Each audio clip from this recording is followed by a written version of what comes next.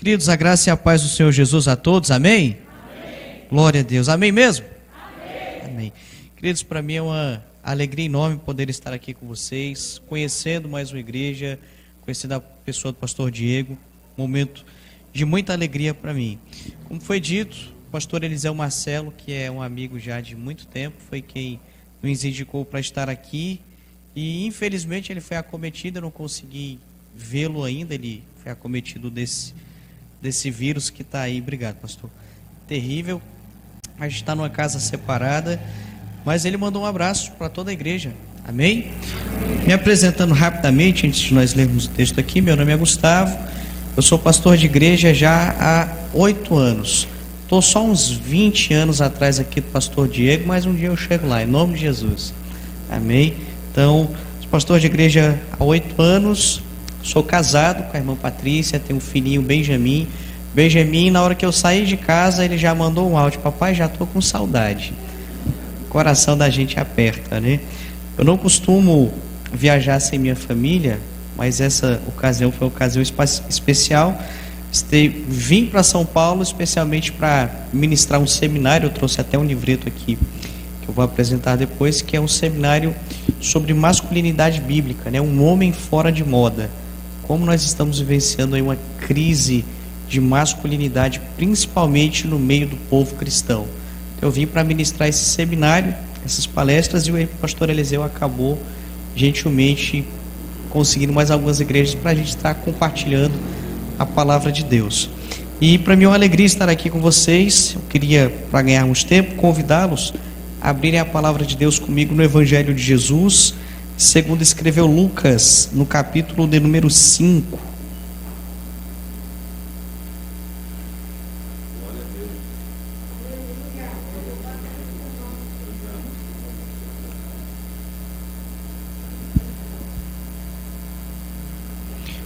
Lucas, capítulo de número 5. Eu queria ler com vocês a partir do versículo de número 1. Quem achou, diga bem forte: eu vou para o céu. Quem não achou, diga: eu vou também. Eu creio. Em nome de Jesus. Amém? Não é por obras, né, gente? É por graça. Diz assim: apertando a multidão para ouvir a palavra de Deus, estava ele junto ao lago de Genezaré, e viu 2 barcos à beira da praia do lago. Mas os pescadores, havendo desembarcado, lavavam as redes.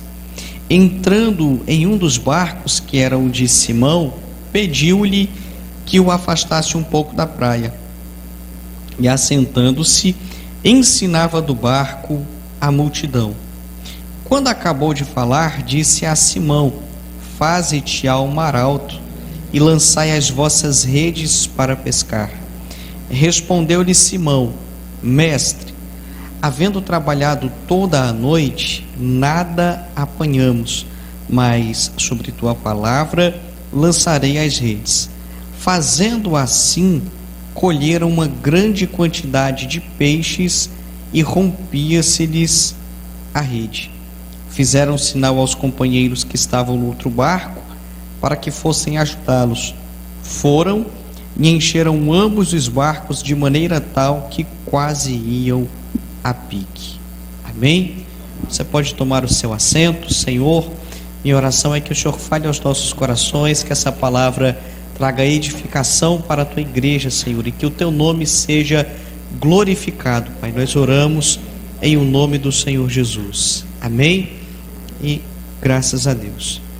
Queridos, eu queria compartilhar com vocês alguns princípios, alguns ensinamentos dentro desse texto que nós lemos, que é crucial, que é bastante importante, suma importância para o nosso dia a dia, para a nossa vida comum, principalmente para a nossa vida de igreja. Amém? Esse texto é um texto conhecido, é um texto que nós já ouvimos certamente muitas pregações a respeito dele, e tem um tema central nele que eu quero trabalhar com vocês daqui a pouco. A palavra de Deus vai dizer que Jesus ele havia acabado de chegar na cidade de Cafarnaum. Ele veio da cidade de Genezaré praticamente expulso de lá.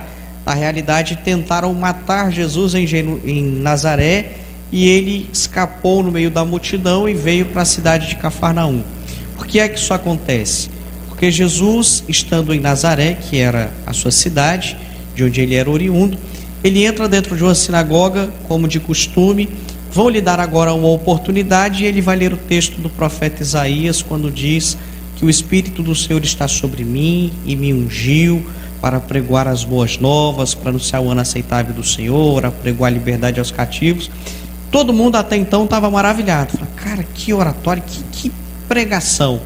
Até o momento que Jesus diz assim: hoje cumpriu-se essa escritura diante dos vossos olhos. Quando Jesus reivindica para si a autoridade daquele texto messiânico, os fariseus se incomodam, vão dizer: rapaz, esse cara está ficando doido. Ele está dizendo que ele é Deus, está errado esse trem. E vão pegar Jesus agora, vão levá-lo para um alto de uma montanha e vão querer jogar ele lá de cima embaixo. Mas a Bíblia diz que Jesus se oculta no meio dele, sai, e agora ele vai caminhar em direção à cidade de Cafarnaum.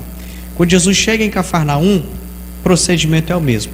Ele vai entrar, é um dia de sábado, ele entra dentro de uma sinagoga, vão lhe dar ali a oportunidade, e no meio daquele ensinamento, a palavra de Deus diz assim, que enquanto Jesus estava ensinando a doutrina, um jovem possesso por demônios caiu endemoniado, e Jesus vai expulsar o demônio daquele moço. Sabe o que eu acho interessante? É porque o jovem já era possesso, o jovem já era endemoniado, mas estava ali, participando da reunião, participando do culto, uma boa. Até o momento em que Jesus assume a oportunidade, ele tem a oportunidade e começa a ensinar doutrina. Quando Jesus começa a ensinar doutrina, o demônio não pode mais se ocultar. Pastor, o que é doutrina? Doutrina são os ensinamentos a respeito de Deus, da palavra de Deus. E a doutrina, ela é universal. A doutrina de Deus, da sua palavra, ela é para a igreja batista, ela é para a comunidade, ela é para a Assembleia de Deus, ela é para a presbiteriana, ela é para a anglicana, porque é a doutrina de Deus. Uso e costume não. Usos e costumes, cada igreja tem uma. Tem igreja que bate palma, tem igreja que não bate palma, tem igreja que dá glória a Deus, tem igreja que não dá glória a Deus. Eu sofri muito com isso, gente, na época que eu estava só na itinerância. Vou contar um segredo aqui para vocês. Houve um tempo atrás, antes de pastorear a igreja, que eu era pregador itinerante. Então, vivia viajando, pregando. Inclusive, era nesse tempo que eu tinha cabelo. Tá? Essa calvície não foi produto do acaso, não. Foi resultado de 8 anos cuidando de igreja. O pessoal diz que quem não fica careca, o cabelo fica branco. Né? Então você imagina. Mas é verdade. Minha esposa, ela, uma próxima oportunidade, ela testemunha isso para vocês. Quando eu era pregador itinerante, ficava só viajando. Pregador itinerante é bom, né, rapaz? Ele vai, e a maioria dos itinerantes, eles são duros e pancada, e aí depois ele, pastor, eu tô indo embora, o senhor se vira aí agora, entendeu? Então nessa época era tranquilo, não tinha preocupação. Aí comecei a cuidar de igreja, aí irmão, o cabelo foi caindo e por aí vai.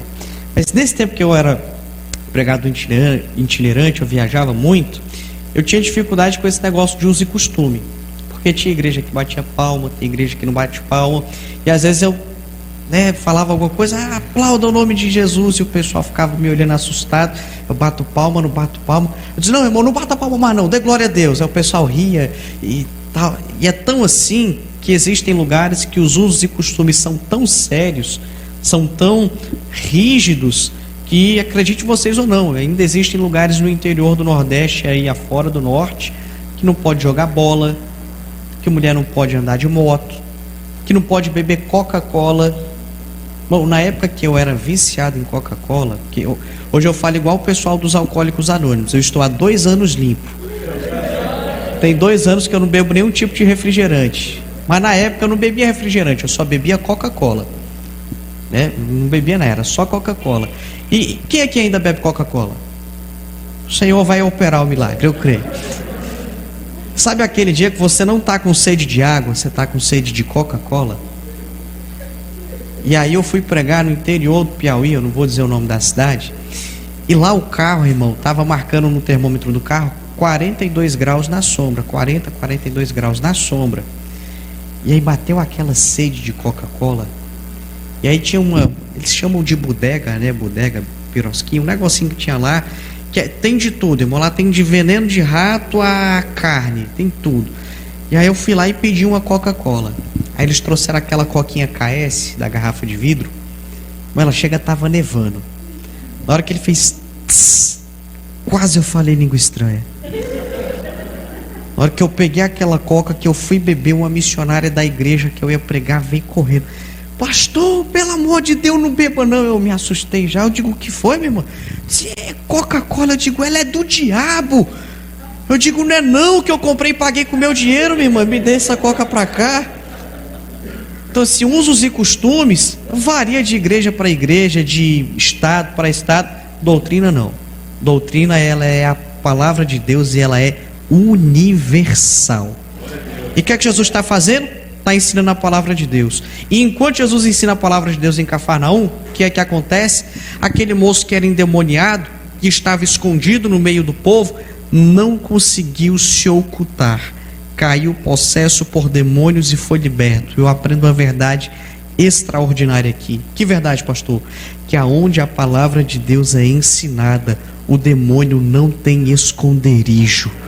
Aonde a palavra de Deus é ensinada, os demônios eles não conseguem se ocultar, se esconder e muito menos permanecer no ambiente. Jesus prega, o moço cai possesso, ele expulsa o demônio, todo mundo fica admirado, dizendo: quem é este que até os demônios lhe obedecem. Quando Jesus termina aquele culto ali na sinagoga, ele vai descer agora para fazer uma visita para um moço que ele havia conhecido. Quem? Pedro. Quando nós lemos João capítulo de número 1, a gente vai ver que primeiro Jesus vai conhecer Filipe e André. E André é quem vai apresentar Pedro a Jesus. E a partir dali vai começar a formar um vínculo de amizade antes que eles fossem chamados para exercer o ministério do apostolado. Então agora Jesus está indo visitar a casa de Pedro.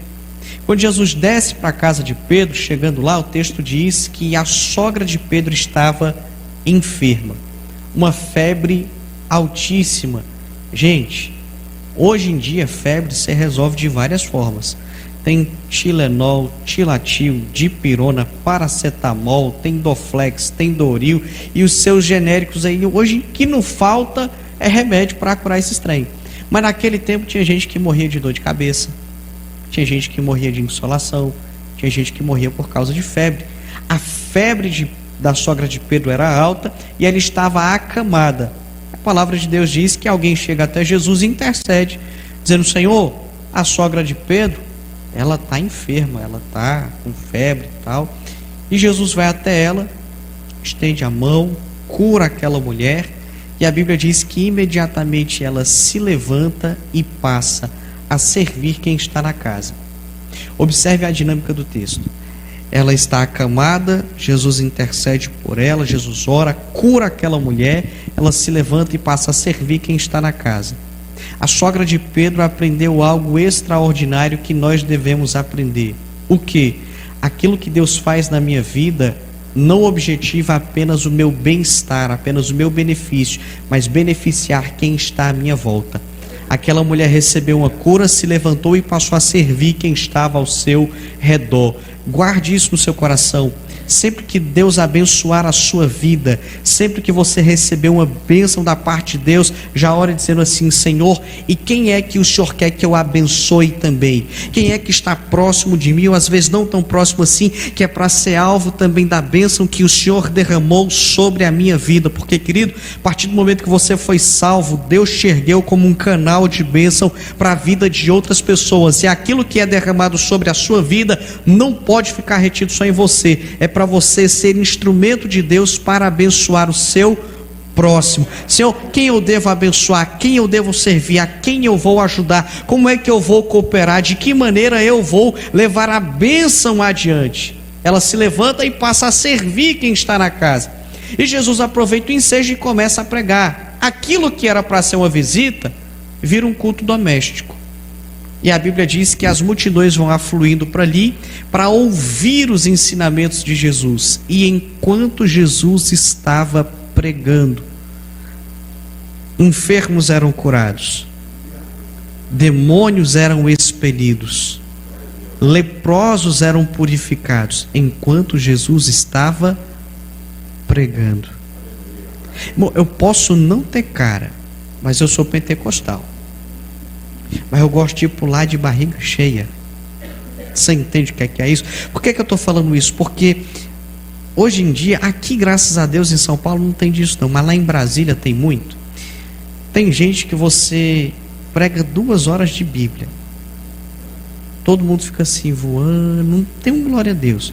Mas se você falar que viu um anjo com uma bola de fogo e uma espada na mão, e gente pula, joga a cadeira pro alto, bate cabeça na parede, isso que é um espírito de bode que pega, a pessoa fica, misericórdia, gente. Eu me lembro de uma vigília que eu fui pregar, e eu era acho que um dos pregadores, o segundo, não lembro. E daqui a pouco o rapaz está lá, e Miguel desceu aqui, desembanhou a espada e está com a bola de fogo. Eu peguei minha Bíblia e disse: pastor, vou embora. Ele falou: mas o senhor vai pregar já já? Eu falei: vou não. Eu falei: por quê? Eu falei: cara, se Miguel está aqui com a espada desembanhada, ele vai matar todo mundo, eu é que não vou ficar aqui, eu vou dar no pé. E todo mundo assim, sabe? Queridos, entenda, eu creio na continuação dos dons, eu creio que Deus move no sobrenatural, mas tudo aquilo que Deus faz é mediante a sua palavra.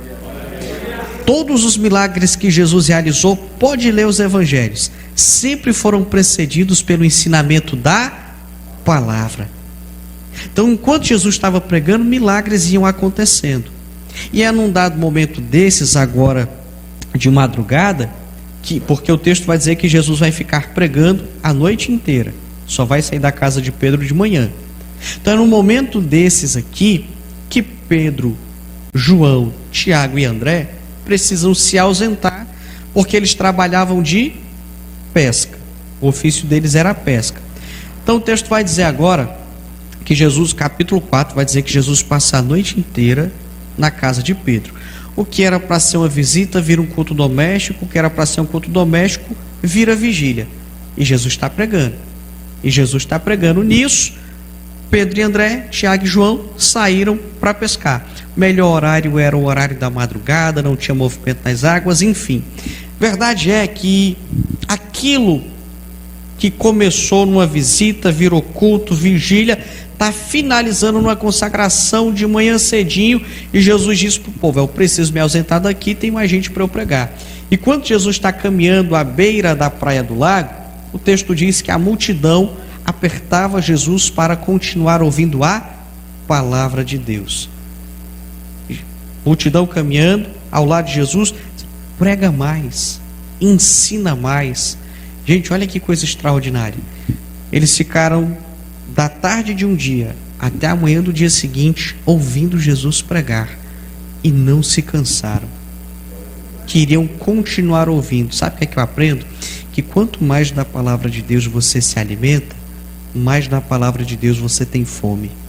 E quanto mais fome você tem da palavra de Deus, mais da palavra você se alimenta. E quanto mais se alimenta, mais tem fome. Quanto mais tem fome, mais se alimenta. E é um ciclo que não se encerra. E nisso você fica cada vez mais sedento de ouvir e aprender a respeito de Deus. E então Jesus está caminhando, o povo doido para ouvir a palavra. A Bíblia diz que Jesus vê 2 barcos à beira da praia. Os pescadores haviam desembarcado, estavam lavando as suas redes. Estavam fazendo o quê? Lavando as redes. Marcos escreve dizendo que eles também consertavam as suas redes. Ora, deixa eu aplicar um negócio aqui para a gente. Quem está lavando e consertando as redes não é porque desistiu de pescar. A intenção dele é continuar pescando. Por que eu estou falando isso aqui? Porque parte das nossas igrejas hoje, elas têm uma dificuldade tremenda de sentar para ouvir um ensinamento, mas tem uma facilidade gigantesca de decorar hinos. Sim ou não? Música é muito mais fácil de você gravar do que um versículo bíblico. Por isso que Martinho Lutero, na Reforma Protestante, a estratégia que ele adotou para propagar o Evangelho foi cantar hinos sobre a justificação pela fé. Então ele pegou os capítulos de Romanos, compôs hinos e começou a cantar, e aquele negócio impregnou na mente do povo. Por que eu estou falando isso aqui? Porque existem alguns hinos hoje, e na verdade, se a gente for fazer uma varredura nos louvores que existem hoje, nos pseudos louvores, não vai sobrar quase nenhum. Porque a intenção dos cantores hoje é vender CD, é entrar nas plataformas de streaming, é entrar nos Spotify da vida e ganhar dinheiro. Eles não se preocupam com o conteúdo. E aí tem gente por aí que está cantando que quando eles foram lavar as redes, eles tinham desistido de pescar. Conversa fiada. Quem aqui já pescou? O povo é sincero, só uns 3, né? Porque tem gente que nunca pescou, você já sabe que... Então, quando eu era, não vou dizer quando era pequeno, né? Quando eu era mais novo. Quando eu era mais novo, meu pai me levava muito para pescar com ele. E eles tinham o costume de jogar tarrafa, rede, aqueles trem tudo. E era costume do meu pai, dos meus tios, sempre pela manhã ou durante a tarde, lavar as redes para ir pescar de novo. Eles consertavam as linhas que estavam quebradas para que quando fosse pescar, eles tivessem êxito. Quando o texto diz que Pedro e André, Tiago e João estavam consertando as redes e lavando, não é porque eles desistiram de pescar, é porque eles queriam pescar na noite seguinte. O que nós aprendemos aqui? Eles não vão ficar presos na perca e no prejuízo do dia anterior. Não entendi, pastor, deixa eu ser mais claro. Não é porque deu errado ontem que vai dar errado hoje. Não é porque você teve uma decepção ontem que você vai se decepcionar hoje de novo. Não é porque ontem você tentou abrir o seu negócio próprio e faliu que você vai falir de novo. Não é porque o noivo te abandonou no altar que você nunca mais vai encontrar um homem decente, fiel, temente a Deus para se casar. Não é porque você encontrou gente ruim que atrasou sua vida lá atrás que você não pode se relacionar com mais ninguém hoje, que a sua vida vai permanecer ruim. Não, deixe as coisas que passaram para trás. Por que eu digo isso? Porque tem muita gente que fica preso, pastor, fica amarrado nas decepções do passado, nas frustrações do passado, nos prejuízos do passado, e esquece de viver o presente e de prospectar o futuro. E o Senhor está nos dizendo essa noite: para de viver de passado. Tem gente que está oprimido, depressivo, com o coração amargurado, porque não desprendeu-se do passado. E a palavra de Deus para a nossa vida essa noite é: lave as redes, conserte ela e vá pescar outra vez. O que passou, passou. As águas que passaram, já dizia o ditado, não vai mover o moinho. Irmão, quem vive de passado é museu. E uns tempos atrás até museu estava pegando fogo, gente. Esqueça os prejuízos, as dores, que fiquem apenas as lições, os aprendizados, mas não deixe de tentar outra vez, porque você já teve uma decepção outrora. Não deixe de tentar outra vez. Levanta, sacode a poeira, ora ao Senhor, se dedique mais, se prepare e enfrente. Deus tem uma nova oportunidade para a sua vida. Eles estão lá e a Bíblia diz que Jesus vê esses 2 barcos. Quando ele se aproxima, vê de quem é o barco, entra no barco de Simão Pedro e pede para Pedro afastar o barco da praia, e ele assim o faz. Quando ele afasta o barco da praia, o que é que Jesus faz? Vai saciar a fome da multidão de ouvir a palavra de Deus. Ele começa a pregar novamente. Depois que Jesus encerra o sermão, que ele termina de pregar, ele olha para Pedro e diz assim: agora vamos para o mar alto. Vamos lá para o meio do mar, onde as águas são mais fundas. Vamos. Quando eles chegam no meio do mar, ou no meio do lago de Genezaré, a Bíblia diz que Jesus olha para Pedro e diz assim: macho, lança a rede para pescar. Imagine comigo, pescou a noite inteira e não pegou nada, estava cansado, exausto, tinha já lavado as redes, consertado as redes, o pensamento era pescar só na noite seguinte, mas agora ele está ali com Jesus, que está mandando ele lançar as redes. De um certo modo, Pedro indaga dizendo assim: Senhor, nós pescamos a noite inteira.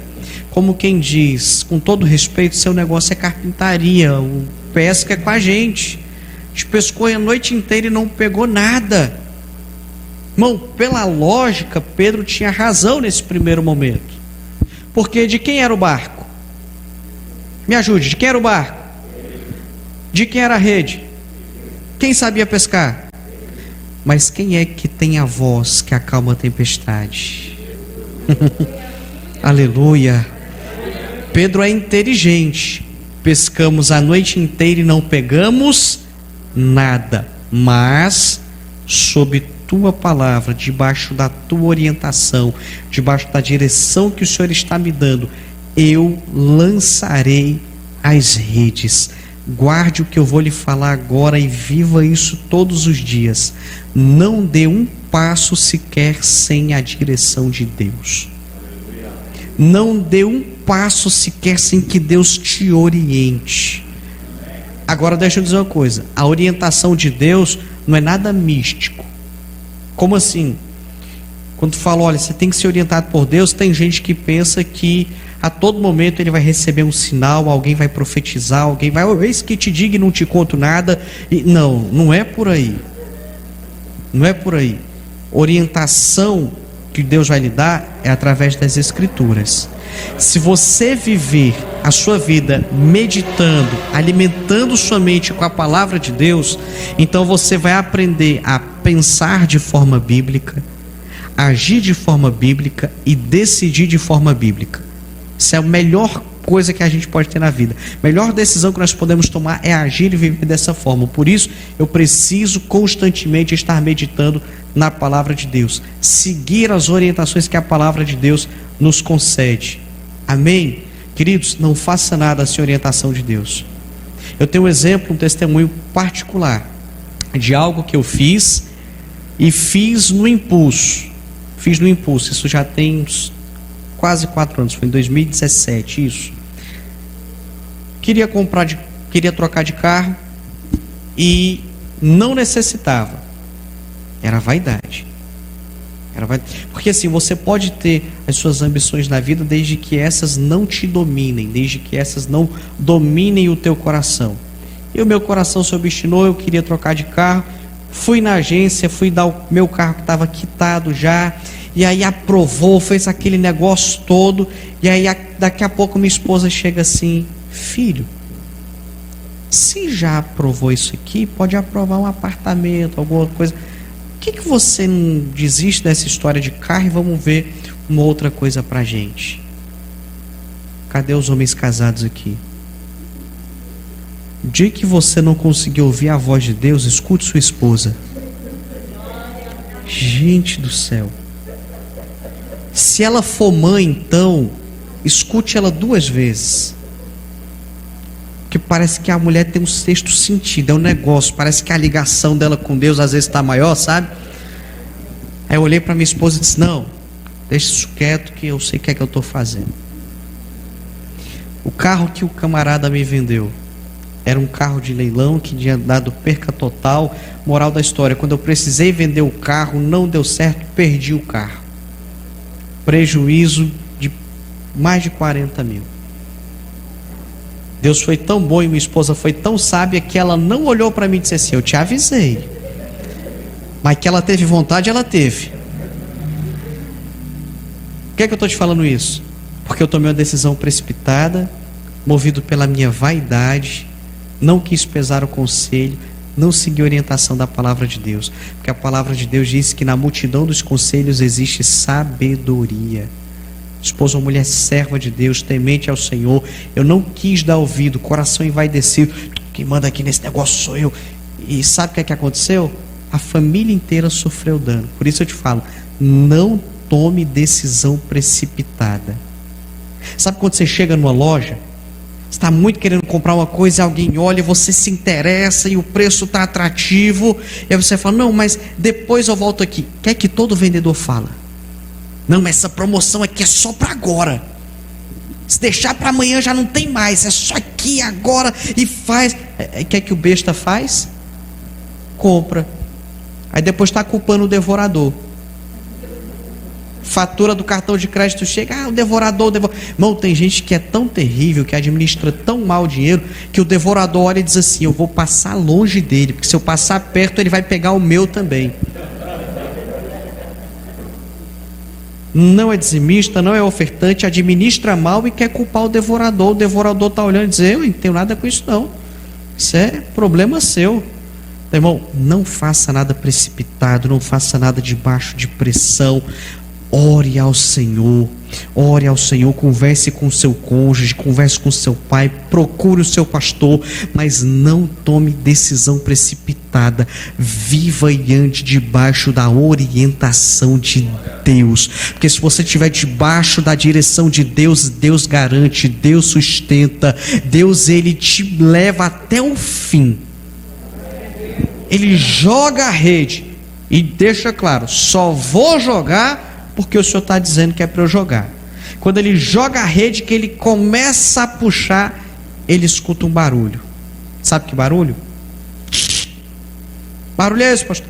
As redes se rasgando. É nessa hora aqui, gente, que crente fica doido.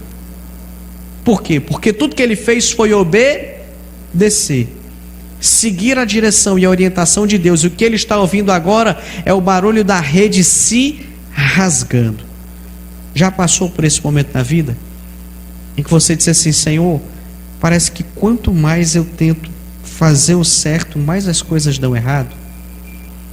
Parece que quanto mais eu me dedico à tua obra, mais as coisas ficam travadas para o meu lado. Parece que quanto mais eu fujo da aparência do mal, busco santificar a minha vida, busco me aproximar do Senhor, parece que as coisas começam a dar tudo errado. E não bastasse isso, alguém vem e Deus usa e Ele profetiza para a sua vida e começa a acontecer tudo ao contrário daquilo que foi profetizado. Percebeu isso? Eu não sei você, irmão, mas eu tenho um negócio. Eu preciso tratar essa ansiedade. Porque se Deus usar alguém para falar comigo, eu vou ficar uns 2 dias tentando imaginar o cumprimento dessa profecia. Deus, eu acho que vai ser desse jeito, vai ser fulano, vai vir Beltrano, vai vir... Nada disso, irmão, porque o nosso pensamento é previsível e Deus não vai agir na nossa previsibilidade. Ele vai agir de uma forma que você nem imagina, por onde você menos espera é que Ele vai fazer. Então, Ele está lá, jogou e a rede está rasgando, e é nessa hora que a gente fala: meu Deus do céu, tudo que eu fiz foi obedecer, foi estar debaixo da direção, e agora eu estou vendo a rede se rasgar. Nessa hora que muita gente se entristece e se pergunta: será que vale a pena? Será que vale a pena estar em todos os cultos? Será que vale a pena servir a Deus? Será que vale a pena ser dizimista e ofertante? Será que vale a pena eu orar como eu oro? Será que valeu a pena eu ter ajudado tanta gente? Será que valeu a pena eu ter aberto mão de um emprego, eu ter aberto mão disso, eu ter aberto mão daquilo outro? Será que valeu a pena tanto esforço, tanto sacrifício? Eu quero lhe falar em nome de Jesus que não só valeu, como vai valer a pena todos os dias da sua vida.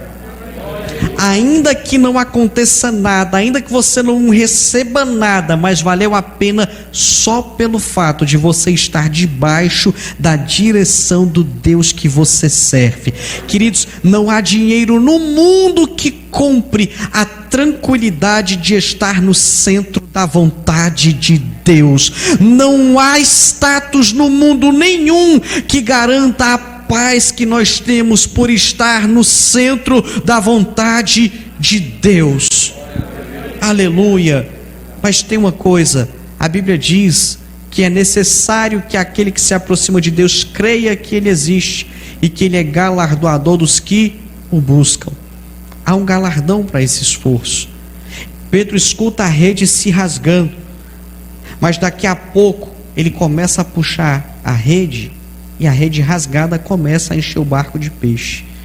A rede está rasgada, ele vai puxando e vai enchendo o barco. Vai puxando e vai enchendo o barco. Eu vou encher o barco até alguém dar glória a Deus. Ele vai puxando e vai enchendo o barco. Ele vai puxando e vai enchendo.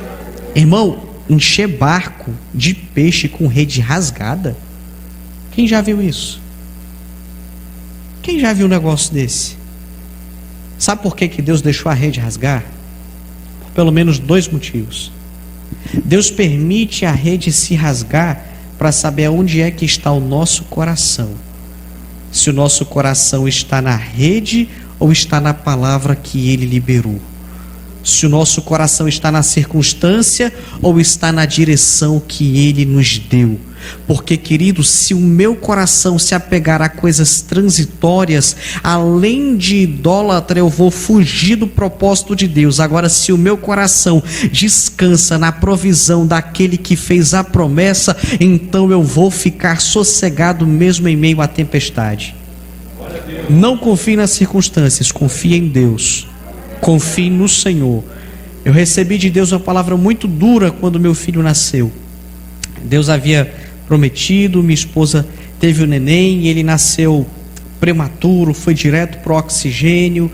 E aí, quando ele saiu da UTI neonatal, ele teve hipoglicemia, então a glicose dele estava muito baixa. Os médicos diziam assim: olha, o limite do mínimo é 40, abaixo de 40 a criança ela tem...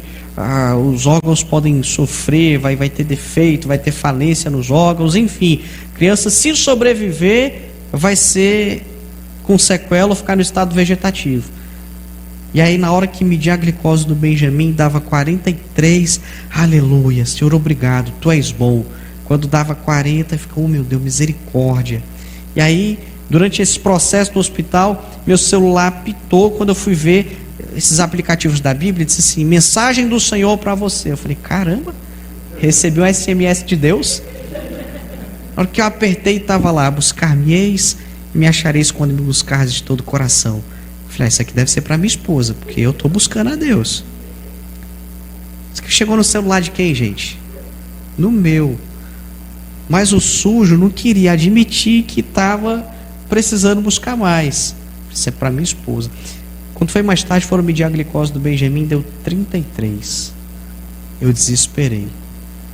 Na hora que eu me desesperei, eu ouvi a voz de Deus me chamando de idólatra. Quando eu pensei que eu ia receber uma palavra de conforto, eu disse: idólatra. Eu falei: por quê? Ele falou: porque a sua confiança não está em mim, está no resultado positivo. Toda vez que o resultado é positivo, você fica alegre. Quando o resultado é negativo, você desespera. A sua confiança está no resultado, não está em mim. Aí eu entendi, a mensagem era para mim mesmo. Eu passei a confiar só no Senhor. E eu te digo, não confie na circunstância, não confie na tua habilidade, no teu dinheiro, na tua conta, na tua influência, na tua faculdade, no teu diploma. Confie na palavra de Deus que está sobre a tua vida.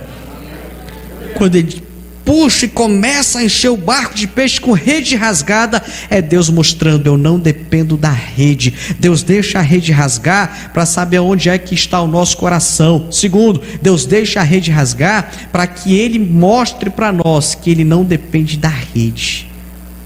Deus não depende da nossa rede, Ele quer a nossa obediência. Deus não depende da rede, Deus não depende da nossa renda, Deus não depende da inflação, Deus não depende do governo, Deus não depende de uma manifestação no dia 7 de setembro, Deus não depende de uma mudança, não, Deus não depende de nada disso. Enquanto aqui embaixo está tudo um caos, Ele permanece assentado em um alto e sublime trono, governando todas as coisas com justiça e equidade, e nada, absolutamente nada, foge ao controle das mãos deste Deus que é poderoso. Nada foge do seu controle. Deus deixa a rede rasgar para mostrar que Ele não depende da rede para nada. O que Ele quer provar é a nossa obediência. Quer ver milagre? Viva uma vida de obediência. Tem muita gente que reclama, que questiona, as coisas não acontecem, a vida não muda, mas vai olhar a vida da pessoa. Não obedece aos pais, não obedece às autoridades constituídas, não obedece à liderança, não obedece o pastor, ovelha rebelde, dá trabalho, e aí reclama. Não reclame da colheita se você sabe que você plantou. A lei da semeadura, ela é infalível. O que eu semear, isto eu vou colher. Ele plantou obediência e está colhendo milagre. Tudo que Deus queria aqui deles era obediência. Deus não dependia do barco, não dependia da pesca, muito menos dos peixes. muito menos da habilidade de Pedro. O que Jesus queria era ver a sua obediência. Ser obediente a Deus, muitas das vezes, vai nos levar a situações difíceis. Eu tenho uma amiga que ela estava trabalhando, muitos anos desempregada, até que ela conseguiu um emprego. Estava bem, estava ganhando um salário legal, estava ajudando a família, até o dia que a chefe dela pediu para ela mentir. Olha, disse que eu não estou. E ela falou, eu sou cristã, eu não posso mentir. Eu não posso mentir. E ela falou para a chefe dela, falou, olha, é melhor você atender ou pedir para outra pessoa, porque eu não vou fazer isso. Ela, por quê? Porque eu sou cristã e eu não minto. Mas você sabe que tem gente que deseja o seu lugar, não sabe? Ela, sei, se você tiver que me mandar embora, você me mande, mas eu não vou mentir. Gente, não negocie os princípios de Deus. Não negocie a palavra de Deus por nada. O que é princípio e pronto e acabou. E não queira dar um jeitinho brasileiro, não. Não, pastor, é só um comentário. Comentário é o nome bonitinho que arranjaram para fofoca. Fala da vida de todo mundo. Não, é só um comentário. Comentário nada, é fofoqueiro. Pare com isso. Não, eu só omiti. Uma meia-verdade é uma mentira incompleta. Seja verdadeiro. Moral da história, 2 meses depois ela foi mandada embora. Por quê? Porque a situação se repetiu e ela se negava a mentir. Foi mandada embora. Sabe o que aconteceu? O esposo dela, 3 meses depois, foi promovido no trabalho. O salário que ele ganhava supria o dele e o dela. Deus não nos deixa desamparados. A rede pode até rasgar por um momento, mas o barco vai se encher de peixe. O segredo é manter a obediência. Cadê os filhos aqui que ainda moram com seus pais? Isso, os que moram com os pais. Obedeçam os seus pais. Obedeçam os seus pais. Pastor, eu já tenho mais de 18 anos. Estou nem aí. Obedeça a seus pais. Lá na casa do meu pai a regra era a seguinte: come do meu pirão, prova do meu cinturão. Eu disse, sim, senhor. Gente, eu estava noivo às vésperas de casar, de maior e vacinado. Eu não sei, eu não lembro o que é que eu falei. Meu pai disse assim, ó, tu ainda mora aqui dentro, macho. Se tu quiser cantar de galo aqui, eu arranco os teus esporão. Eu digo, sim, senhor. Baixei cabeça e fiquei miudinho. Porque pai, irmão, é a autoridade de Deus sobre a nossa vida. Tem filho que quer ir na onda do amigo, de fulano. Não, obedeça aos seus pais. Aqui não tem não, mas tem lugar que os meninos, quando eu fizer 18 anos, não vai mudar nada.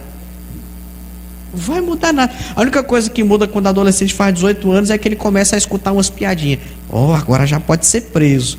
Porque parece que completa 18 anos vira criminoso, né? Não, você não pode ser preso coisíssima nenhuma. Continue sendo íntegro. Deus não muda nada. Filhos, obedeçam aos seus pais. Os que são empregados, obedeçam aos seus patrões no Senhor, sem transgredir a palavra de Deus, obedecendo eles no Senhor. Você, ovelha, obedeça ao seu pastor. Não dê trabalho para os seus pastores. O pastor já tem preocupação demais, já tem ocupação demais. Cuide dos seus pastores. Cuide dos seus pastores. Faça isso e você vai ver ele pastorear com alegria. O escritor aos Hebreus diz isso. Cuidem dos seus pastores para que o apacentar não seja pesaroso. Sabe, o pastor Diego já está com o cabelo branco. Tem como voltar atrás. Mas cuide dele, cuide da esposa dele, cuide da família dele. Gente, vou falar um negócio aqui para vocês. Isso aqui é papo de quem pastoreia a igreja. Quando a igreja cuida do pastor e da família dele, você vê o pastor mais produtivo, mais alegre, o sermão é mais carregado de graça. Sabe por quê? Porque a gente está trabalhando de uma forma tranquila. Amém? Faça aí uma vaquinha, está chegando o final do ano, faça uma vaquinha à igreja, dê uma viagem para os pastores de vocês. Diga amém aí em nome de Jesus. Isso. O pastor já até fez assim com as mãos, eu recebo. Irmão, cuidem dos seus pastores, gente, façam isso. Não seja ovelha que dá trabalho, não. Seja aquela ovelha que quando acaba o culto, você chega no pastor, o pastor dá aquele sorriso. Porque tem ovelha, irmão, que eu vou dizer para vocês, lá na minha igreja, que quando acaba o culto, que eu estou descendo do púlpito, Eu já vejo o irmãozinho apontando, eu já oro, digo, Senhor, tem de misericórdia, Pai. O que é que vem por aí? O semblante fica igual de Caim, chega descai o semblante. Seja uma ovelha que quando o pastor te vê, ele se alegra. Amém, igreja? Deus, ele prova a obediência, e dentro da obediência eles vão colher milagre. Agora, para a gente finalizar, o texto diz que eles começaram a encher o barco de peixe. Começou a encher o barco de peixe com a rede rasgada. E foi enchendo o barco. Daqui a pouco não cabia num barco só. Chamou o outro irmão. Lembra do início da mensagem? A bênção de Deus sobre a minha vida respinga sobre a vida de outras pessoas. Ô João, Tiago, corre aqui, macho velho. O que é? Quando chega, homem, pegue desses peixes aqui. E com a rede rasgada, tá que puxa peixe, tá que puxa peixe. Encheu um barco, já tá enchendo o segundo barco. 2 barcos cheios com rede rasgada, porque seguiram o princípio da obediência. Aleluia! E sabe o que é que eu acho mais interessante? Que o texto vai dizer assim: e os 2 barcos quase iam a pique, quase se afundavam. Matemática simples. Se os 2 barcos quase afundam pela quantidade de peixes, então se essa quantidade de peixes estivesse toda em um barco só, ele teria afundado, sim ou não? Certamente. Então o que é que eu aprendo aqui, queridos? Que muitas vezes o que nos faz afundar não é a bênção de Deus. Porque a bênção de Deus, ela enriquece e não acrescenta dores. O que nos faz afundar é o nosso egoísmo. O que nos faz afundar é o nosso egocentrismo. É a nossa avareza. Que às vezes a gente se apega demais. É meu, é tudo meu, não vou repartir com ninguém. Se eles tivessem sido egoístas, o barco deles teria afundado. Mas eles entenderam o que tem aqui dá para mim e para o meu vizinho. Quando eles começaram a repartir, isso é princípio da mordomia cristã. É administrar aquilo que Deus me deu para a glória do nome dele e para a edificação de quem está perto de mim. Quando eles repartiram com o próximo foi abençoado e ninguém afundou. Então guarde isso, não seja avarento. Obrigado. Eu falei tanto que está acabando até a bateria do microfone, gente. Não seja avarento, não seja apegado aos bens, às coisas. Use as coisas, mas ame as pessoas. Não faça o contrário. A palavra de Deus diz que eles ficam tão extasiados com a pesca que Pedro olha e diz assim: Senhor, afasta de mim, porque eu sou um homem pecador. E Jesus responde: Pedro, a partir de agora vocês serão pescadores de homens. E eles caminham, eu fecho até minha Bíblia agora, e quando chegam na beira da praia, eles deixam tudo e seguem Jesus. Eu finalizo aqui. Olha só o desenvolvimento dessa história. Ele foi só visitar Pedro, que era visita, passou a ser culto doméstico, que era um culto doméstico, vira vigília, termina na consagração, e daqui a pouco ele vai e entra no barco de Pedro, que tinha pescado a noite inteira e não tinha pegado nada. Agora Pedro vai ser conduzido para outra pescaria num horário que ele não tinha programado, todo fora do esquadro, mas só foi porque Jesus estava mandando. E debaixo de uma orientação de Cristo, lança a rede. Quando lança a rede, vê a rede se rasgar. E mesmo com a rede estando rasgada, a sua obediência posta à prova, ele vai colher o fruto da obediência, que é o milagre, e vai abençoar o próximo. 2 barcos cheios de peixe. E sem Jesus pedir nada. Sem Jesus sequer sugerir. Chega na beira da praia, deixa tudo e vai atrás de Jesus. Olha só. Essa dificuldade toda para alcançar e conquistar aqueles peixes. E sem Jesus pedir nada. Deixa tudo na praia e segue Jesus. Deus sabe o que fazer e na vida de quem fazer. Tem pessoas que não estão mais longe hoje porque são apegadas às coisas. E Deus não dá coisa para quem ama coisa. Deus dá coisa para quem ama Deus. Milagre é para quem ama Jesus e não vai abandonar Jesus quando receber milagre. O especial, sobrenatural, as coisas que Ele tem reservado para aqueles que o amam, é só para quem o ama de fato e de verdade. Pedro e os demais entenderam que melhor do que estar com um barco cheio dos peixes que Ele deu, é estar com aquele que providenciou os peixes. Que a nossa vida não seja apegado naquilo que Deus tem feito, mas que a nossa vida seja apegado em quem Deus é. Porque se eu me apego somente naquilo que Ele dá, no dia que Ele não quiser dar, eu saio, eu me afasto. E lembrando que Deus não é obrigado a dar nada para ninguém. Para ninguém, para ninguém. Ele faz porque Ele é misericordioso.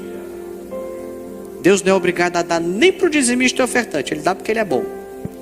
Porque quando você vai ler em Jó, Ele vai questionar Jó dizendo: Jó, quem me deu primeiro a mim, para que eu seja obrigado a retribuir alguma coisa? Se Deus está lhe abençoando, é porque Ele é bom, é graça, é bondade dEle. Não é porque eu mereço, porque eu não mereço, é porque Ele é bom, é por causa da misericórdia dEle. Não deixe que os bens te dominem, mas seja dominado por Deus. Amém? Você pode ficar de pé comigo, por favor, querido? Eu queria orar com você essa noite.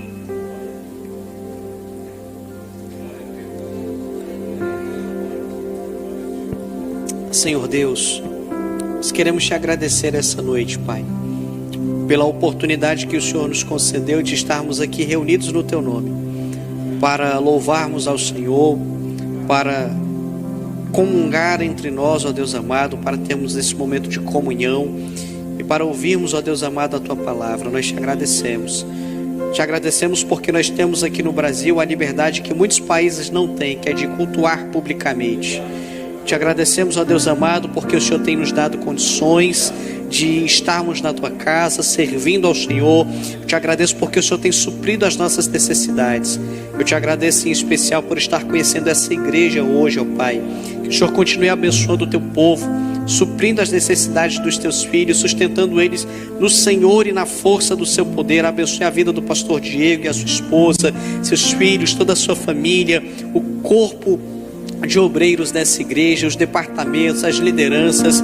Guarde e abençoe os Teus filhos, ó Pai, de uma forma especial. Nós te pedimos, ó Deus, em nome do Senhor Jesus. Amém.